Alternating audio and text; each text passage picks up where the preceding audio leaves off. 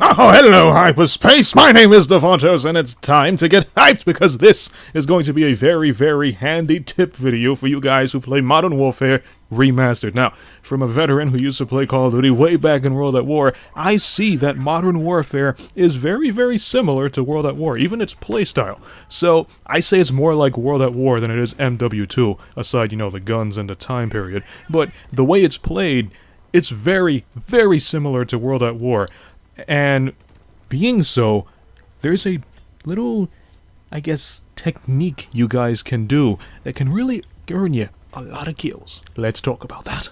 So for those of you who are playing Modern Warfare Remastered, you know that everybody's running the M16, the MP5, the AK-74U, and the RPD. And they're guaranteed to either have Juggernaut or stopping power, or maybe frag times 3, mostly Juggernaut and stopping power. There's actually a way to counter this, no matter what the enemies are doing, and that's to use the perk, I think it's called UAV Jammer. It's the perk that hides you from UAVs. Now the reason for this is because a lot of the guns in Modern Warfare Remastered are, by default, ridiculously strong. You have the M16, which is very powerful in general. We have the AK-47, which we already know is very powerful. The M4, which is, I guess, one of the weaker assault rifles, and then everything else on the assault rifle category except the M4 and the G3 are very, very powerful. I mean the G36, not the G3. So the M4 and the G36 are the only weak assault rifles. We move on to the submachine guns. All the submachine guns are very powerful except the Uzi and the P90.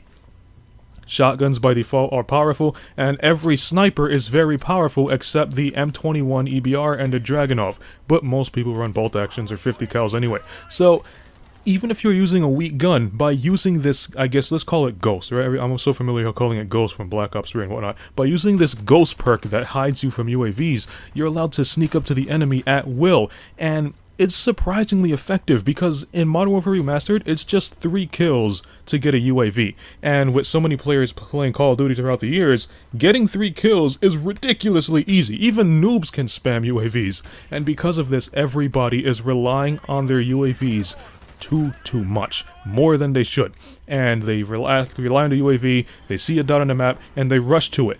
This means if you're running that Ghost perk or UAV Jammer, whatever it's called, they won't be able to see you no matter what they do unless they unless they literally make eye contact with you. And in a game like Remastered, there are a lot of hiding spots and a lot of opportunities for camouflage. So if you just run a gun that's powerful on default, like the AK-47 or the M16, you would actually have an advantage among all the other players who strictly rely on their minimap to find enemies.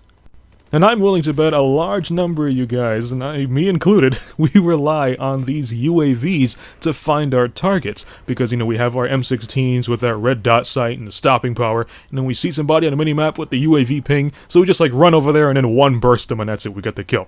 But you wouldn't expect a guy hiding in the shadows just quietly picking you off with a suppressor while still using a powerful M16 or AK-47. It's surprisingly effective, and it's the same thing I used to do in World at War. World at War also had stopping power, and it also had Juggernaut, and that's what everybody was using. The MP40 with stopping power, or the Type 100 with Juggernaut. It was the 2 most used perks in World at War. And I was one of the few guys who was running that UAV Jammer, or Ghost, whatever you want to call it. I was one of the few guys who was running that perk, and I would go on insane kill streaks, 20 kill streaks, 30 kill streaks, and nobody would find me because it became a habit for them to strictly focus on the UAV pings. So with a lot of experience on players who strictly rely on UAVs, I say don't use stopping power if it's not needed. If you have a very powerful weapon like the AK-47 or let's say like the M16, it doesn't really need stopping power. The M16 is most of the time going to be a 3-round burst unless they're out of range or if they have Juggernaut, but even if they do have Juggernaut, it's a 2-shot burst, and those bursts come out really quickly. And the AK-47, it's a fast to kill time weapon anyway, so you don't really need stopping power. I say only put stopping power on the guns that need it. So Uzi with stopping power, M4 with stopping power. If it's weak, make it stronger. If it's strong, there's no need to make it stronger.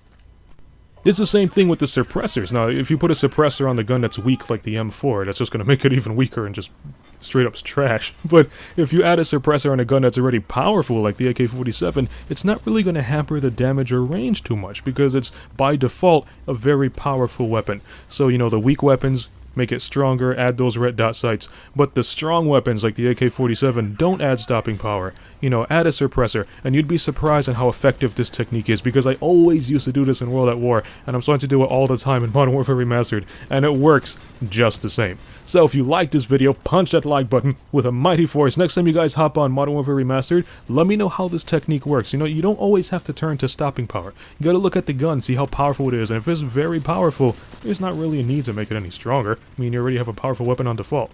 You can follow me up on Twitter at Davontos, man, and as always, I'll see all of you in the next video. Have a nice day!